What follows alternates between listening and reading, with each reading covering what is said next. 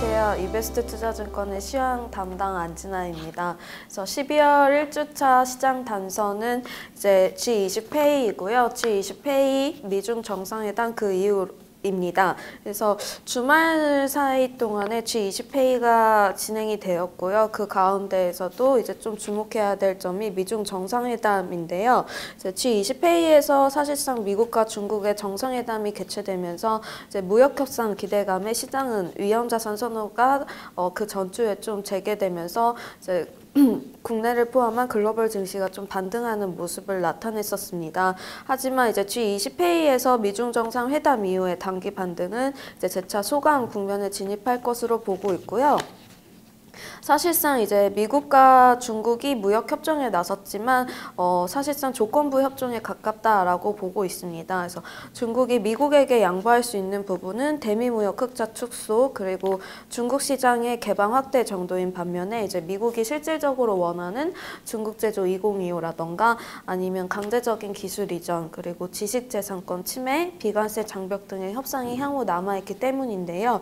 그래서 이러한 협상에 대해서는 사실상 뭐 디테일한 조건이나 가이드라인은 아직까지는 제시되지는 않았고 이제 90일 동안 이제 실무진 협상을 통해서 추후에 협정을 지속해서 해나가야 되는 과정이 남아있기 때문에 시장은 좀 더 이러한 정상회담 개최보다는 추후에 90일간 양측의 협상 과정에 주목하면서 시장 변동성에 한 번 더 예의주시할 필요가 있다라는 의견입니다. 그래서 향후 90일간의 추가 관세는 1월 달에 추가로 관세를 부과하기로 한 2,670억 달러에 대해서 부과가 유보될지라도 협상 과정에서 이제 미국과 중국의 마찰이 발생할 경우에 기존의 2,000억 달러 규모의 10%를 부과를 했던 관세를 25%로 인상할 수도 있다라는 가능성은 남아있기 때문에 이러한 실무진 협상에 좀 더 예의주시할 필요성이 있다는 판단입니다.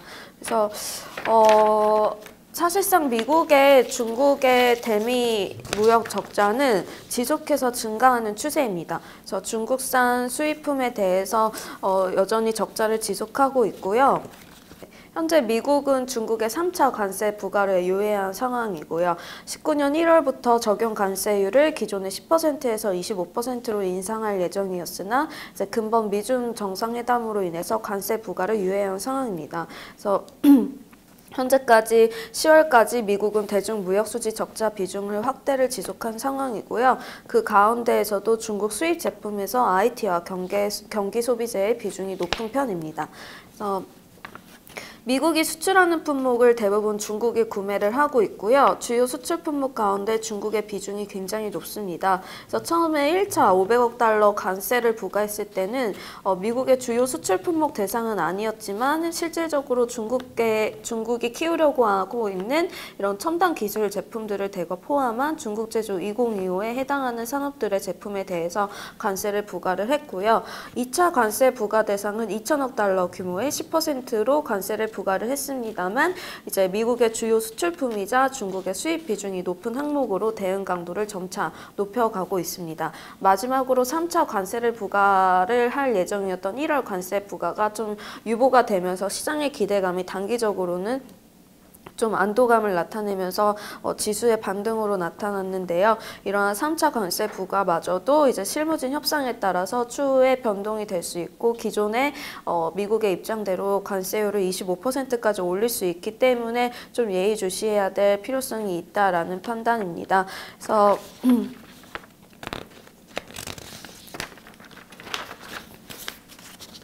중국의 그렇다면 대미 수출입 현황은 어떤지라고 봤을 때 미국과의 교역에서 중국은 이제 항공이라던가 기계 그리고 화공품이나 농산물 같은 품목에 대해서 수입 비중이 굉장히 높아요.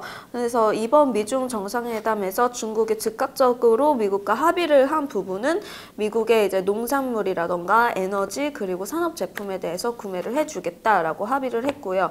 이는 제가 앞서서 말씀드린 이제 중국의 대미 무역 흑자 폭을 좀 축소하는 데 방향성을 두고 이쪽을 좀 양보한 것으로 보입니다. 그래서 하지만 다만 중국이 본질적으로 키우려고 하고 있는 중국 제조 2025 관련된 산업이라던가 이제 첨단 기술 제품에 대한 이런 산업과 관련된 지재권 침해라던가 이런 산업에 대한 시장 개방에 있어서는 좀 앞으로의 협정이 불투명하다. 그리고 중국이 시장을 개방할 수 있을지 좀 의문이 든다라는 생각을 가지고 있고요. 그래서 이쪽과 관련해서는 좀 장기적으로 봐야 되지 않을까. 단순히 이번 근본 회담만으로 미국과 중국의 G2 무역 갈등이라던가 분쟁이 뭐 화해 국면에 들어갔다. 뭐 조정이 협상으로 바로 넘어간다라고 판단하기에는 좀 이르지 않나라는 생각이 듭니다. 그래서 이러한 가능성은 좀 남겨둬야 될 것 같고요. 지표를 보시면 9페이지에 여전히 미국의 무역 불확실성 지수는 높은 편입니다. 그래서 사실상 중국형 무역 적자 비중이 높아질수록 미국 무역의 불확실성은 증대되는데요. 앞서서 말씀드렸듯이 이제 중국을 향한 이제 무역 적자 규모가 증가세를 지속하면서 이제 전체 미국 무역 수지에서 중국이 차지하는 적자 비중은 2018년 9월 기준으로 75% 정도까지 높아져 있는 상황입니다. 그래서 G2 무역 분쟁이 장기화될 것으로 예상되면서 시장은 그동안 안전자산 선호 심리가 강화되면서 이는 달러 인덱스 상승으로 이어졌고요. 이제 달러 인덱스가 상승하면서 반면에 위안화는 좀 약세로 같이 돌아서는 모양을 보이고 있습니다. 그래서 위안화는 사실상 우리나라 원달러 환율과 좀 많이 연동한 움직임을 나타내는데요. 위안화 가치가 약세로 갈수록 원달러 환율도 약세로 갈 확률이 높고, 그런 위안화 약세는 또 코스피의 지수와 같이 궤를 가하는 모습을 볼 수가 있습니다. 그래서 대중 무역 적자 비중이 지속해서 확대가 되고, 이로 인해서 안전자산 선호 심리로 인한 달러가 강세로 가고, 달러 강세로 인한 위안화 가치가 약세로 가고, 위안화 가치 약세가 코스피의 부진으로 이어진다면 향후에 코스피도 사실상 이런 G2 무역 분쟁이라던가 무역 분쟁에 있어서 좀 자유롭지 못하다라는 판단이고요. 미중 정상회담으로 인한 기대감에 위안화가 일시적으로 절상하고 반등을 할 수 있겠지만, 코스피도 이에 따라서 반등을 한다 해도 좀 일시적인 반등에 그칠 것이다 라고 보고 있고요. 저희 나라가 이제 중국의 경기 의존도가 높고 수출의 의존도가 높기 때문에 국내 주가 지수는 향후에 이제 위안 달러 방향성에 주목해서 움직일 것으로 움직일 것으로 보이고 있습니다. 그래서 위안화 가치가 원화 가치가 같이 절상될 경우에는 뭐 단기적으로 환차익을 염두에 둔 단기성 외국인의 자금 유입 가능성도 있겠지만, 이 부분은 이제 미중 정상회담이 개최되기 전에 이루어졌다라고 보고 있고요. 정상회담 기대감이 일단 소멸되고 추후에 이제 미국과 중국의 무역 협상 진행 과정이 남아 있기 때문에 좀 더 시장은 좀 보수적인 관점으로 갖고 대응하시는 게 좋을 것 같다라는 생각입니다. 그래서 덧붙여서 말씀드리면 이제 중국과 미국의 90일간 무역 협상도 남아 있는데요. 또 하나 좀 변동성을 키울 만한 요인이 미국 BIS의 신기술 수출 제한 발표 리스트가 남아 있습니다. 그래서 지난 11월 19일 날 미국 상무부 산하 기관인 BIS가 이제 14개 기술 분야에 대해서 이제 신기술 수출 제한 리스트를 12월 19일까지 발표해라라는 게시를 홈페이지를 통해서 게시를 했고요. 이 신기술 수출 제한 리스트가 이제 12월 19일 날 발표가 된다면 이제 시장의 미국과 중국의 협상 과정에서 또 한 차례 변동성을 키울 수 있는 요인으로 작용을 할 것으로 보고 있습니다. 그래서 대외적으로는 이러한 방향성이라던가 중국의 정책, 미국의 뭐 협상 과정, 그리고 향후 남아있는 뭐 PMI라던가 중국 경기 지표, 그리고 위안 달러 방향성에 주시하면서 시장 방향성에 주목해야 된다라는 판단이고요.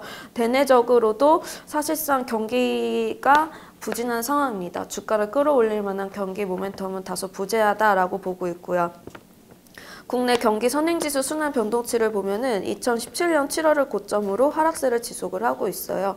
그럼에도 불구하고 이제 지난 주말에 한국은행 같은 경우는 기준금리를 0.25% 인상을 하는 정책을 펼쳤는데요. 통상적으로 경기 선행지수랑 이제 기준금리는 방향성이 좀 같이 움직이는데, 경기 선행지수가 하락했음에도 불구하고 기준금리를 인상하는 기조를 가져가고 있기 때문에 좀 대내적으로도 그렇게 경기적으로 좋은 상황은 아니다라고 보고 있고요. 기준금리 인상하면서 이제 시장금리 또한 오르면서 장단기 금리차 축소되고 코스피도 같이 주가지수도 같이 하락하는 모습을 볼 수가 있습니다. 그래서 단기적으로는 이제 12월 뭐 산타랠리 나타낸다 시장에서는 그렇게 보고 있는데 대내적으로 산타랠리를 나타낼 만큼의 모멘텀이 사실상은 좀 제한적이다라는 판단입니다. 그래서 좀 보수적인 관점을 가지고 시장에 대응하셨으면 좋겠다라는 판단입니다. 감사합니다.